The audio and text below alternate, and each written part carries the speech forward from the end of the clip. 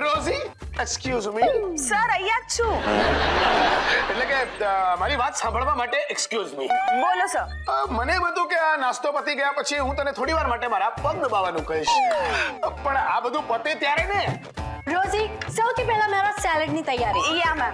ના રોઝી, પહેલા મારો રૂમ સાફ કરજે. અરે મારો શર્ટ કરવા દે પહેલા. અરે પણ રસોઈ તો સમયસર થવી જોઈએ કે નહીં? અરે એક મિનિટ, મારા પગ દબાવવાના છે, એ વાત ઇમ્પોર્ટન્ટ છે ભાઈ. ના હા, સૌથી પહેલા મારો સેલેડ. અરે રે, ક્યાં ફસાઈ ગયું? આ કામ છે કે કામનું કારખાનું?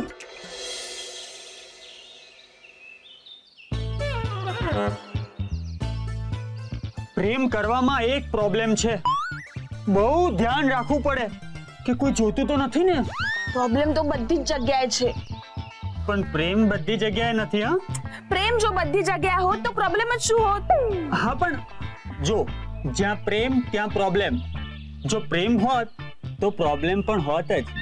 અરે પણ જો બધી જગ્યાએ પ્રેમ હોત તો પ્રોબ્લેમ જ શું હોત? ઓકે, પણ આ તારી વાત એટલી બધી જરૂરી છે કે આ કામના સમયે ધોળે દાડે તે મને અહીંયા બોલાવ્યું? ઓકે ઓકે, તું રડીશ નહીં, તું કે એમ બસ જ્યાં પ્રોબ્લેમ હોય ત્યાં પ્રેમ ન હોય. ઓકે? અરે પણ તું રડે છે શું કામ? અરે બાબા, હું તારા કારણે નથી રડતી. મને તો એ વાતનું રડવું આવે છે કે કામનો બોજો બહુ વધી ગયો છે. ઘરનું કામ એટલું વધી ગયું છે કે મારાથી હવે નથી થતું. મારી પણ આવી જ હાલત છે. સાહેબના ઘરમાં કોઈ કઈ જ કામ નથી કરતું. બધા નાના મોટા કામ મારે જાતે જ કરવા પડે છે.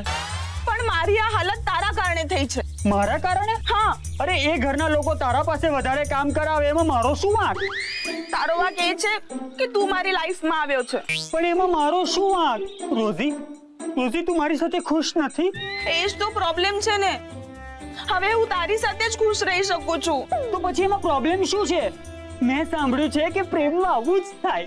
મનુ, પ્રોબ્લેમ એ છે કે પહેલા હું બધા કામ કરી શકતી હતી, આરામથી કરી શકતી હતી. પણ જ્યારથી પ્રેમ થયો છે આ બધા કામ મને આપણી લવ સ્ટોરીમાં વિલન લાગવા માંડ્યા છે. તને મળવાનું મન થાય છે પણ આ કામ કે છે પહેલા અમને બતાવ. હા, મારી સાથે પણ એવું જ થાય છે. મારું મન તને મળવા તરસે છે અને કામ મારા પર વરસે છે ને એમાં હું તરસ્યો રહી જઉં છું. બોલ. આ શાસ્ત્રી ઘરના લોકો તો વધારે પડતા આળસુ છે. ધરમજીના ઘરમાં આવું નહોતું. ધર્મેન્દ્ર કોણ? Dharmendra, film star. ઓહો, પણ પાજી આજકાલ પિક્ચરોમાં બહુ દેખાતા નથી. એમના ઘરમાં કામ વધી ગયું હશે નહીં? હા, હવે હું ત્યાં કામ નથી કરતી ને. હા, બરાબર. પણ ધરમજીના ઘરમાં મને ઇજ્જત હતી. આ ઘરના લોકો તો મને કામ પરથી કાઢી મૂકવાની ધમકી આપે છે. कुत्ते, कमीने, शास्त्री साहब के घर वालों, मैं तुम्हारा खून पी जाऊंगा. શાંત થઈ જાઓ. તારી હાલત મારાથી કઈ જુદી નથી.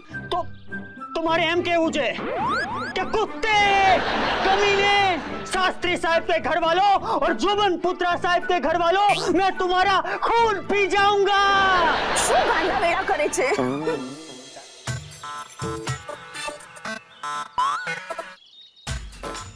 મારો હારો મનુ મારાથી ટાકણે માંદો થઈને પડ્યો. છીકા છીક ને ઉધરસ ચાલુ થઈ ગઈ. એમાં મારું હારું આ કામ અધૂરું મેલીને વયો ગયો. હવે એનો ડાક્ટર એને આરામ કરવા હારું વધારે રજા માંગવાનું ન કહે તો હારું, નહીં તો હું લાગી જઈશ. અત્યારે તો લાઈક કામે મારા હારા.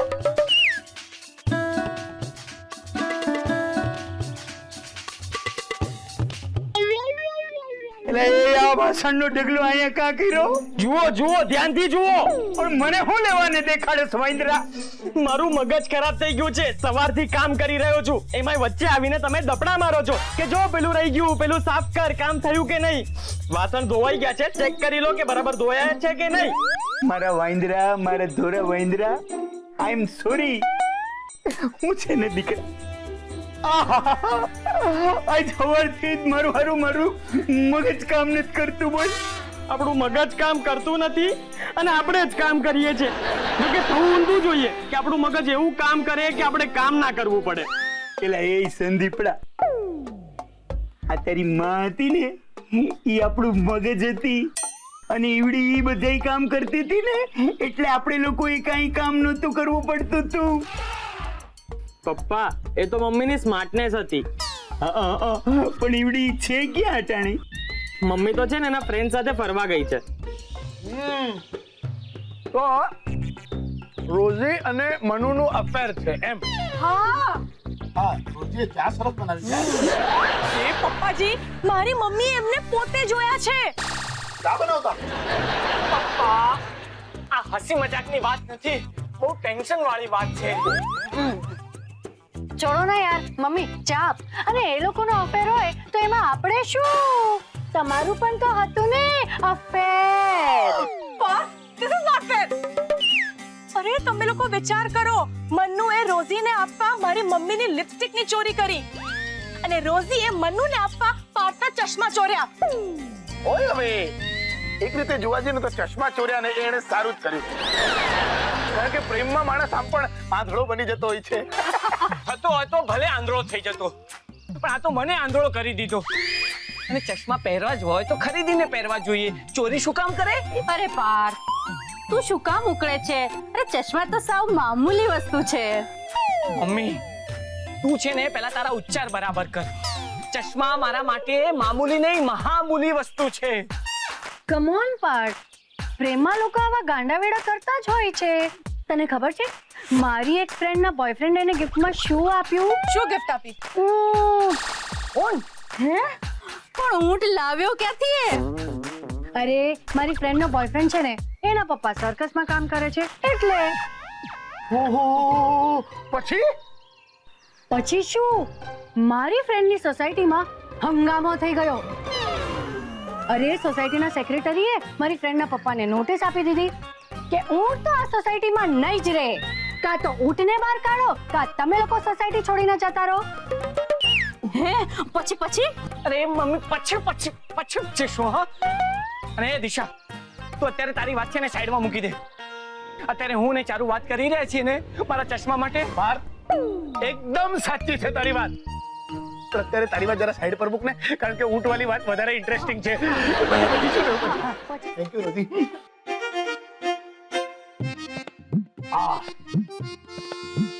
પણ રોઝી ઘરમાં તો કેરી હતી જ નહીં, તો તું આ કેરીનો રસ લાવી ક્યાંથી?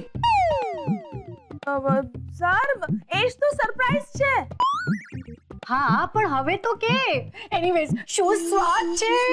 અરે મેડમ, સવારે જ હું લાઈનમાં જઈને ઊભી રહી ગઈ હતી ક્યાં? અલકાપુરીના આનંદ ફરસાણ માર્ટમાં. ત્યાંનો કેરીનો રસ બહુ ફેમસ છે. જરૂર ક્યાંક હાથ માર્યો હશે. હા સાચી વાત. હા thank you rosy. You welcome ma'am. વાહ, ખરેખર આ કેરીનો રસ બહુ મસ્ત છે. મને લાગે છે કે આપણે વેવાણના ઘરે પણ થોડો મોકલવો જોઈએ.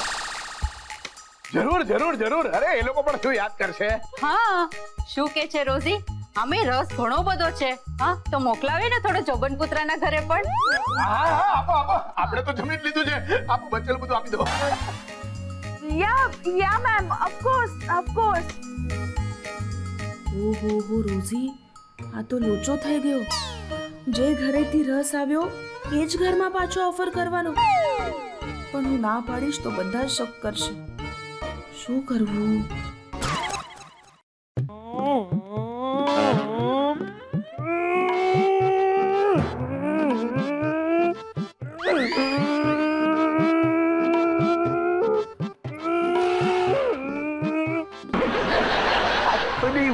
મોબાઈલ માંથી ઊંચો નથી આવતો.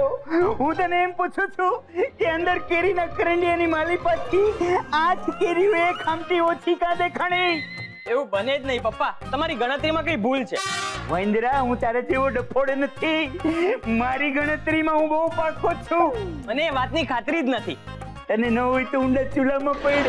મેં તને કહી દીધું કે હું ગણતરીમાં બહુ પાકો છું. એવું છે તો મારા એક સિમ્પલ સવાલનો જવાબ આપો. એક બસમાં છે ને 20 પેસેન્જર હતા. પહેલા બસ સ્ટોપ પર 2 ઉતર્યા અને 3 ચડ્યા. 20 માંથી 2 જાય એટલે 18 રીએ અને પાછા 3 ચડે એટલે 18. 19 ને 21. બીજા બસ સ્ટોપ પર 2 ઉતર્યા ને 1 ચડ્યો. 21 માંથી 2 જાય એટલે 19 અને 19 માં પાછો 1 ચડ્યો એટલે 20. ને ત્રીજા બસ સ્ટોપ પર 23 પેસેન્જર ઉતરી ગયા. બોલો કેવી રીતે? મારા હારા મને તું અક્કલ મઠો સમજે. બસની માલિપા 20 પેસેન્જર મર્યા હતા અને 23 કેવી રીતે હેઠે ઉતરી જાય? ઠીક છે, તો પહેલા કબૂલ કરો કે તમારું ગણિત કાચું છે. હા, હવે હું તારે જેવો અક્કલ મઠો છું. કબૂલી લીધું, બોલ. હા, તેનો જવાબ એમ છે કે 23 પેસેન્જર આગળના દરવાજાથી ઉતરી ગયા. વાંદરા, બધાય પેસેન્જર બસની આગળથી જ ઉતરે. વાંચી ઓલો કંડક્ટર ઉતરવા ના દે.